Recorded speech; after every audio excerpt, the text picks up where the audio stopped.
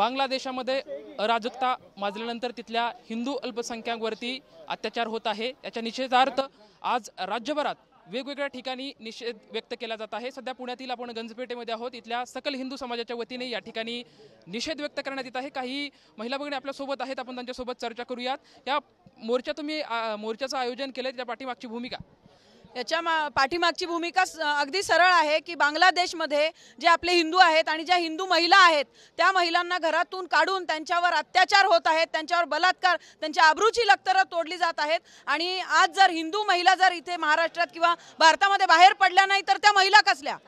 त्यांचा संताप व्यक्त करण्यासाठी आम्ही बाहेर, आणि त्या महिलांना न्याय मिळाला पाहिजे अशी आमची मागणी आहे। त्या महिलांवर होणारे अत्याचार थांबले पाहिजे। गोमातेवर अत्याचार त्या ठिकाणी होत आहे, आणि जर अजूनही जर भारतातल्या आणि महाराष्ट्रातल्या महिला जर घरात चूल-मूल सांभाळत असतील तर पुढचा जो विषय आहे तो अवघड असणार आहे त्यांच्याबद्दल। खरं तर महिलांवरती मोठ्या प्रमाणात अत्याचार त्या ठिकाणी करण्यात येत आहे, त्याच्यामुळे हे निषेधार्थ आम्ही हे आंदोलन करत आहोत। आणखी काही महिला भगिनी आहेत, आपण त्यांच्याकडून प्रतिक्रिया जाणून घेऊया। जय लहुजी, मला एकच सांगायचंय, जसं लहुजी वस्तादांनी ह्या धरतीवर क्रांतीचा ठसा उमटवलाय जबरदस्त, तसा हे मोर्चा जबरदस्त सगळ्यांनी झाला पाहिजे सगळ्यांकडनं, आणि त्या झालेल्या अन्याय अत्याचाराला वाचा फोडली पाहिजे। सगळी सामील होऊन मोर्चात कुणी मारायची नाही कल्टी, आणि आपण ज्यांच्यावर अन्याय अत्याचार होतोय तिथं जाऊन करायची तिन्ही ताळाची पलटी।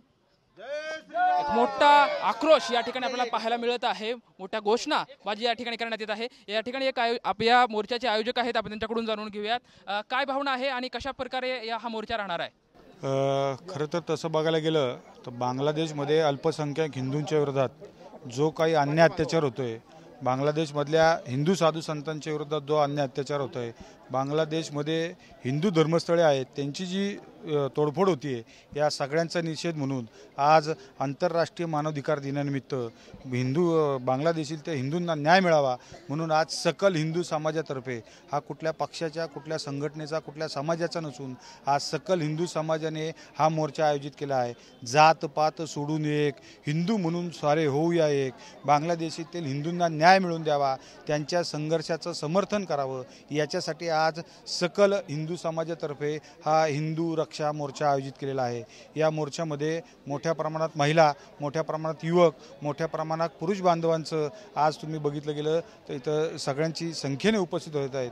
आज इथून आपण आद्य क्रांतिगुरू ज्यांनी देशासाठी मरेन तर देशासाठी आणि जगेन तर देशासाठी हे जे ब्रीदवाक्य दिलं, ही जी घोषणा दिली, त्या घोषणेचं अनुसरण करून या आद्य क्रांतिगुरू लहुजी वस्ताद साळवेंच्या स्मृतीस अभिवादन करून ज्या पुण्यामध्ये ठिकाणी ज्या बांगलादेशांचं जास्तीत जास्त वास्तव्य आहे अशा सोन्या मारुती चौकामध्ये, नामदेव चौकामध्ये बांगलादेशींच्या विरोधात, बांगलादेशांच्या तिथं झालेल्या अतिक्रमणाच्या विरोधात तिथं आम्ही सगळ्यांनी एकत्र येऊन या मोर्चाची शांतता करणार आहे। अनिलजी महाराज देवळेकर ही सगळे आज त्या मोर्चाची शांतता करून या मोर्चा संपणार आहे। खरं तर अनेक बांगलादेशी घुसखोरी देशामध्ये करत आहेत, त्याला रोखण्यासाठी कुठेतरी प्रशासन कमी पडतंय असं वाटतंय का? हा तसं बघायला गेलं तर हा आंतरराष्ट्रीय दर्जाचा आज हा प्रॉब्लेम आहे, आणि त्याच्यासाठी भारत सरकारने पावलं उचलावी आणि बांगलादेशमधील जे अल्पसंख्याक हिंदू आहेत, ज्या बांगलादेशमधील आपल्या ज्या मूर्ती आहेत, आपली जी धर्मस्थळे आहेत, ती जी भग्न अवस्थेत होत आहेत, ती कुठं ना कुठं तरी परत बांगलादेशावर दबाव टाकून, आंतरराष्ट्रीय युनोमध्ये दबाव टाकून ते बांगलादेशमधल्या हिंदूंचं संरक्षण व्हावं, याच्यासाठी आज मोर्चा काढत आहोत। बांगलादेशमध्ये तिथले नागरिक जेवढे सुरक्षित नाहीत तेवढे आपल्या या भारतातील नागरिक सुरक्षित आहेत, त्याच्यामुळं आपण हा सगळा विषय हा करावा म्हणून आज आम्ही सगळे एकत्रित जमलो आहोत। खरं तर कुठेतरी म्हणतात की बांगलादेशी हिंदू खतरे में असं तुम्ही म्हणतायत, परंतु जर भारत देशामध्ये बघितलं तरी महिला सुरक्षित नाही, त्यांच्यावरती बी अत्याचार होत आहेत।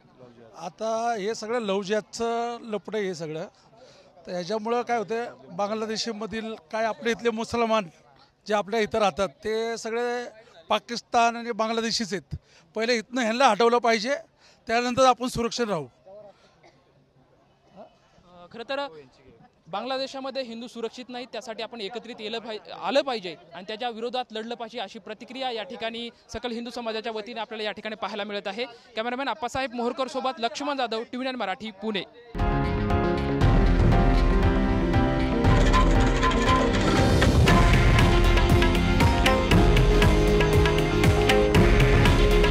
हे आहे देशातील नंबर 1 न्यूज नेटवर्क आणि आपण पाहत आहात TV9 मराठी.